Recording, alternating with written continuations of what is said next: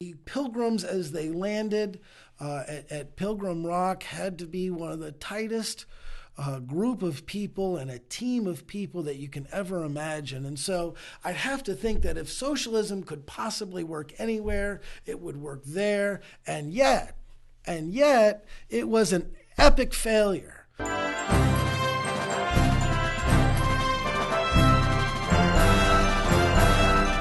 I'm Robert Owens, and this is Constitution Corner. I'm 20 years trial lawyer, a former prosecutor. Today we're going to talk about the Constitution, and in particular about our heritage of liberty in the Constitution. And since it's Thanksgiving, we're going to talk about how that heritage came into play and what our historical roots are. So let's talk about the first system of government that existed on the American continent by the Puritans. And it was socialism. Yes, I think most Americans would be shocked to know that the first system of government that came into play on the new American continent as it was settled by the Pilgrims was socialism. And it's interesting to note here that socialism was practiced by a group of enormously pious, dedicated Christian men and women that had bound together in hardship and travels. You can only imagine how difficult a sea voyage on the Mayflower might be.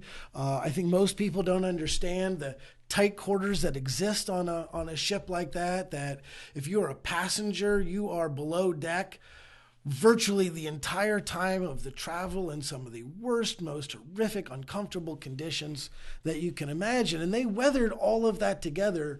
The Pilgrims, as they landed at Pilgrim Rock, had to be one of the tightest group of people and a team of people that you can ever imagine. And so I'd have to think that if socialism could possibly work anywhere, it would work there. And yet, it was an epic failure. And when I say epic failure, I don't mean like people didn't get along well and they didn't quite get the right food that they wanted. No, what I mean by epic failure is people were dying. There was death, there was destruction, and there was going to be the end of life under socialism because it was so bad, because it simply didn't work and didn't have the oomph to get it done. And so this becomes the key that we have to understand. Socialism doesn't work, didn't work then, doesn't work now, isn't going to work in the future. And this is what they were doing. They were essentially working in a system where they would have a communal system, that they would go out in the fields, that they would work and make sure that they would communally farm and bring it into the storehouse, and then based on what you need, that's what they would then bring out. And that was the system that they put into play, and that's people were dying. And people would get sick. Well, I can't go to work today, right? And it was a mess. And it just wasn't working. And so William Bradford, the governor of the colony, said, we've got to have a change. And they gave some considerable thought as to how that would change, would come into play, and what it would look like. And as they went through the process, they came to realize that when people got to enjoy the fruits of their own labor, they worked harder for it.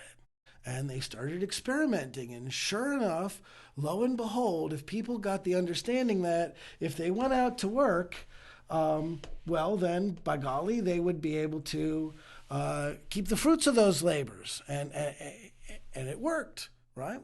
So they started it, and more, they started expanding the process. And what they came into play was something that worked.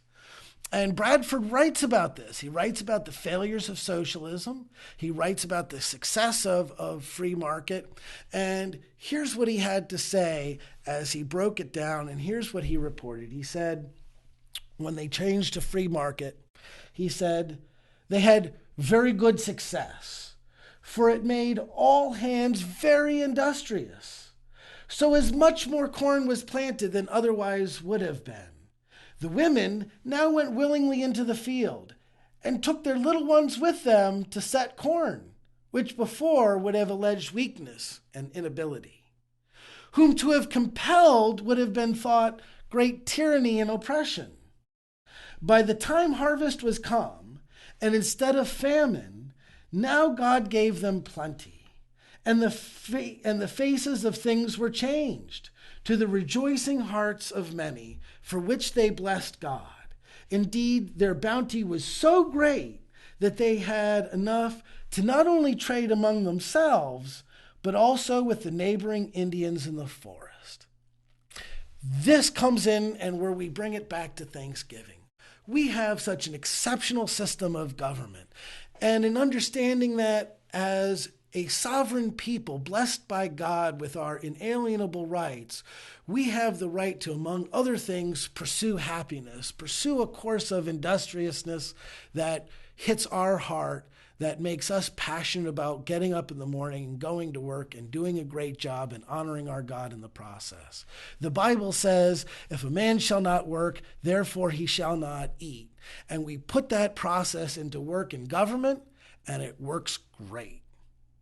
Americans, be thankful for what we have and get to work. Honor the Constitution by understanding it. You can go to thenewamerican.com and jbs.org for more info and more shows.